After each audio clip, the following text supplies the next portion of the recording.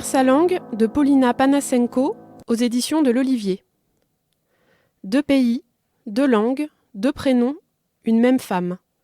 Née Paulina en URSS, elle est Pauline depuis son arrivée en France. Paulina veut à tout prix récupérer son prénom de naissance. Mêlant passé et présent, Paulina Panasenko, toujours tiraillée entre le russe et le français, nous entraîne avec délicatesse et humour d'une langue à l'autre et s'interroge sur son rapport au langage. Mon audience a lieu au tribunal de Bobigny. Convocation à 9h. Je n'y suis jamais allé, je pars en avance. En descendant dans le métro, je tape « Comment parler à un juge ?» dans la barre de recherche de mon téléphone. Après 3 stations, je me demande s'il va vraiment falloir commencer chaque phrase par « Votre honneur, Monsieur le Président » ou « Madame la juge ». Je me demande si au tribunal ils font comme certains parents. Si on leur répond juste oui, ils disent « Oui qui ?» Tant que tu n'as pas dit « Oui, Madame la juge », ils t'ignorent. Arrivé au tribunal, j'attends mon avocate devant la salle d'audience. Des petits groupes anxieux s'agglutinent de part et d'autre de la porte. Une femme se demande à voix haute pourquoi certains avocats ont de la fourrure au bout de la cravate et d'autres non. Et la l'angoisse bavarde. J'aperçois mon avocate qui passe la porte-tambour et presse le pas. À la sécurité, elle ouvre son sac, sort une grosse boule de tissu noir qu'elle coince sous son bras. Quand elle me voit, elle dit « Ah, vous voilà !» Pendant qu'elle enfile sa robe sur ses vêtements de ville, on annonce l'ordre des audiences. La mienne est classée 4e sur 16. On appelle Pauline Panasenko. Salle 2, il y a 3 femmes assises sur l'estrade, 2 côte à côte, une un peu à l'écart. Je ne sais pas qui est qui. Procureur, magistrate, greffière, dit mon avocate, puis elle commence. Ma cliente a demandé à reprendre son prénom de naissance à la place de son prénom francisé. Cela lui a été refusé.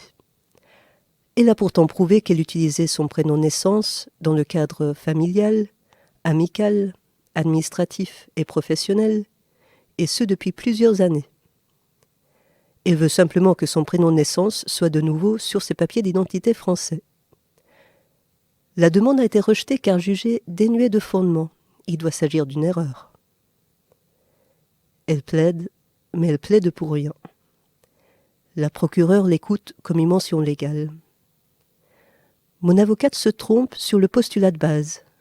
Elle pense que la procureure a refusé ma demande à cause d'un flou administratif. Une case que j'aurais mal remplie, mal cochée, une inversion. Mais non, pas du tout. Il n'y a pas de vice de forme.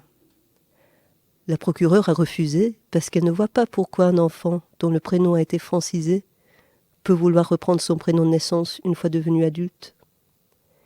Elle ne voit pas pourquoi on voudrait porter le prénom qu'on a reçu de ses parents plutôt que celui offert par la République.